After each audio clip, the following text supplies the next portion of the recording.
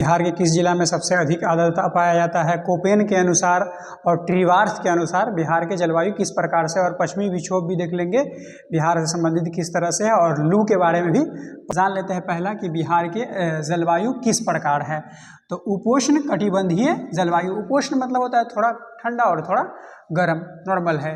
कटिबंध मतलब होता है क्षेत्र, पता ही होगा। मानसून आता है, इसीलिए बिहार के जलवायु को मानसूनी उपोष्ण जलवायु भी कहा जाता है। और बिहार के किस जिला में सर्वाधिक आर्द्रता पाया जाता है? तो भागलपुर में पाया जाता है, क्योंकि भागलपुर में बहुत सारा नदी गंगा के भागलपुर में मिलता है, और भागलपुर के बीचों बीच से कौन नदी गुजरता है? गंगा नदी गुजरता है, आप लोगों को पता ही होगा। अब देख लेते हैं कि बिहार के जलवायु को प्रभावित करने वाला सबसे प्रमुख कारण कौन सा है? तो सबसे प्रमुख कारण है कर्क रेखा 23.5 डिग्री, या अक्षांश बोल दीजिए। 23.5 डिग्री अक्षांश को क्या कहा जाता है? कर्क कहा जाता है, कर्क रेखा कहा जाता है। और उत्तर में कौन इसको प्रभावित करता है? तो हिमालय प्रभावित करता है। और पूर्व दिशा में कौन प्रभावित करता है? तो बंगाल की खाड़ी से दूरी या इसी होकर के आता है दक्षिण पश्चिम मानसून जो प्रभावित करता है। अब देख लेते हैं इधर पश्चिम में कौन प्रभावित करता है? तो पश्चिमी विक्षोभ जो भूमध्य सागर से उत्पत्ति होता है सब।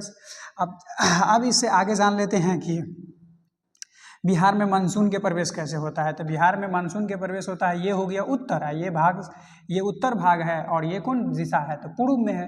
तो उत्तर पूर्व से प्रवेश करता है कौन सा मानसून? पता ही होगा आप लोगों को, दक्षिण पश्चिम मानसून बिहार में प्रवेश करता है इस दिशा से। तो इस दिशा से प्रवेश करेगा तो सबसे पहले कौन सा जिला मिलेगा? किशनगंज मिलेगा। किशनगंज में ही क्यों बारिश होगा?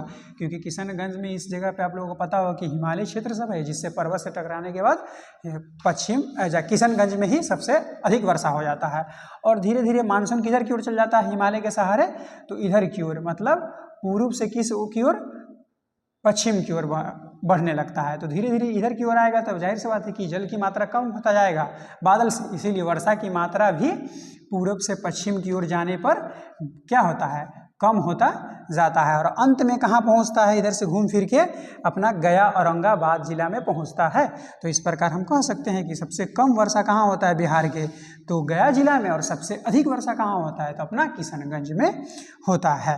अब देख लेते हैं कोपेन के अनुसार। कोपेन के अनुसार ये पता ही होगा कि गंगा नदी गुजर रही है, ऐसे करके देखिए।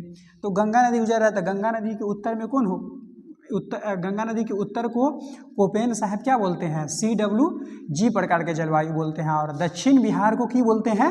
AW प्रकार के जलवायु कहते हैं। और इसी जगह आता है ट्रीवार्स, तो इसी उत्तर बिहार को बोल देता है CAW, मतलब दोनों बोल रहा है, CA बोल रहा है उत्तर को, ऐसे याद कर सकते हैं। मगर थोड़ा सा अल्फ़ाबेट के अंतर है, CAW इधर है, ये CAWG है, जी गंगा को संकेत करता है, और दक्षिण वाला क्या है? AW है, दोनों में AW है, याद रख लीजिएगा। अब देख लेते हैं कि मतलब पश्चिमी विक्षोभ और बिहार का संबंध देख लेते हैं। तो पश्चिमी विक्षोभ कहाँ से उत्पत्ति होता है? तो पश्चिमी विक्षोभ की उत्पत्ति होता है भूमध्य सागर से। और ये कब होता है? तो ठंडी के समय में होता है। और ये पश्चिम में है, तो इसीलिए इसका नाम पड़ गया पश्चिमी विक्षोभ। पश्चिम से इधर से प्रवेश करेगा और इधर वर्षा करा देगा। तो ठंडी के समय में अपना सके बिहार में वर्षा होता है। अब देख लेते हैं कि बिहार में मानसून कब आती है।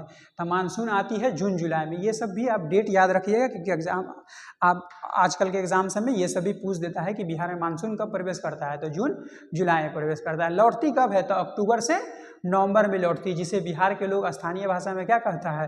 तो हथिया कहता है। आप जान लेते हैं बिहार में औसतन वर्षा क्या होता है। तो बजट के अनुसार कितना है? 112 सेंटीमीटर है बिहार में औसतन वर्षा।